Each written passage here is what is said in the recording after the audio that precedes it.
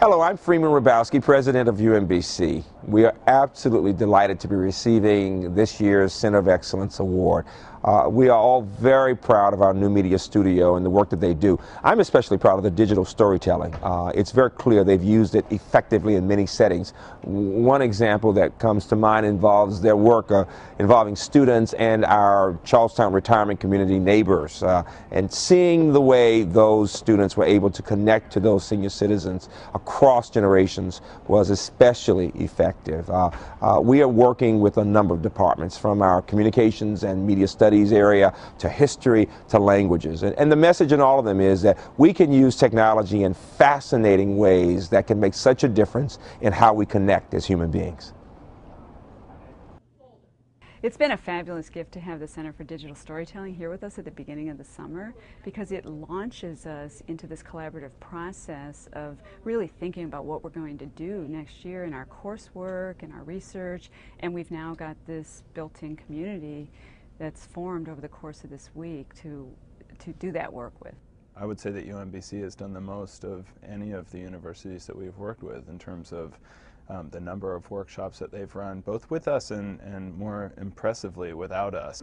I guess what's unique in working with UMBC in the new media studio is their dedication to this specific kind of work. I think they really value the permanence of the work being done, that it's not necessarily just a one-time thing, it's actually part of a bigger goal that UMBC and New Media Studio here has.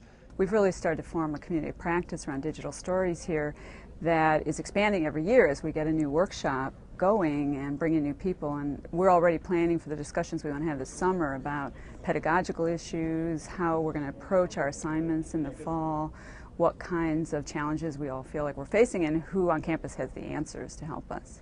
With these workshops, getting those one-on-one conversations across the board, and this workshop specifically, I was able to work with a professor from dance, and I would have never thought to sit down with a professor from dance, but I learned so much from him in terms of evaluation of performance and this anxiety and these kinds of ideas, and it was really a great eye-opening experience. Bringing all those types of people together, using digital storytelling as that kind of binding element, it's really amazing to see kind of what the products can be. And UMBC has done that kind of across the board with many different departments, taking the work both to students as well as to faculty and staff, having the students then use these methods within the community, so actually going out and doing service learning with digital storytelling.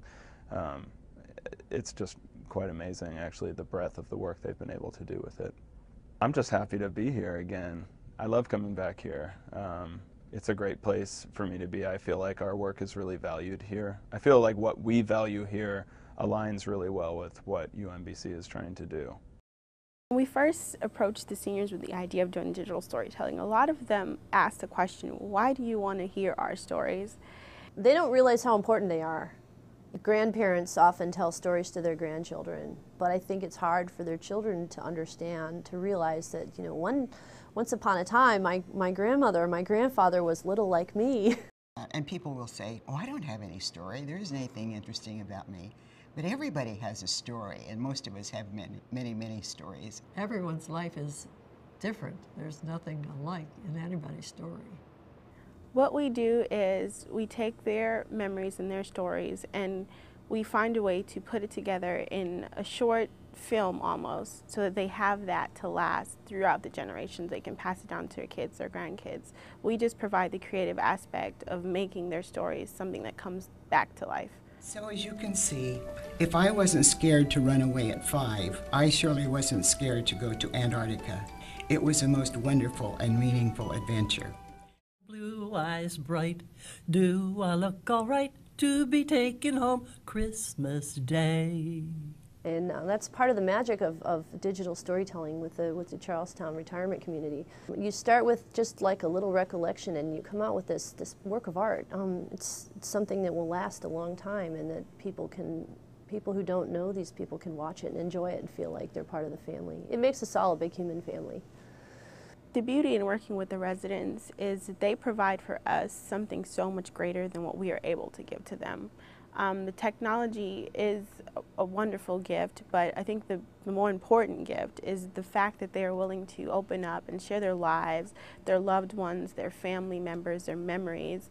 Maybe it's the technological age that we're living in, but I think finally people are beginning to realize that that's part of everybody's history is really important. It's a good way to share it, to get it out and to share it. It's imposed upon you that you're not supposed to want to get old.